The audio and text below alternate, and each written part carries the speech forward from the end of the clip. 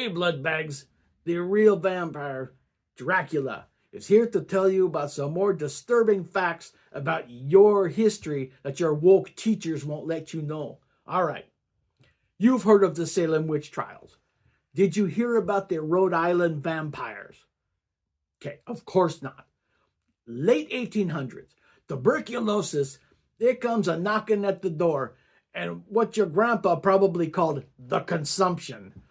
Okay, this hits Connecticut, Vermont, and Rhode Island. Like most well-educated, God-fearing people, they had no idea what it was, so they just assumed it was vampires. Their history books were like 8 pages. Naturally, vampire hunts became a thing in Rhode Island, so when members of this family starts dying off of the consumption, one after the other, the townspeople, they decide that someone in the family must be feeding on them and should be a vampire. We're going to have to deal with it because no one else will.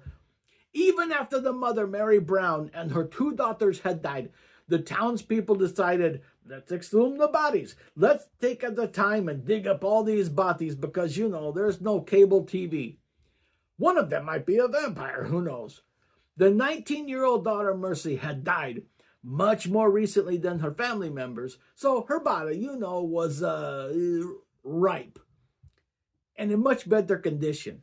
Her heart even had some of the decayed blood, a sure sign of vampirism, according to the church-going vampire experts of Rhode Island.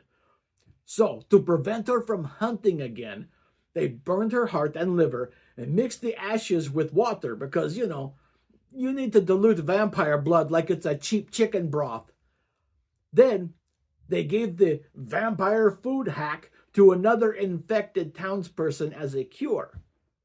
Yeah, that didn't work. But those old people who believed in vampires and witches, they also wrote your Declaration of Independence, so have fun with that, meatbag. Anyway, if you want to know more history about your world, buy my book, all right? It is on Amazon and BurnMartinMedia@gmail.com. Now, go to bed, meatbag.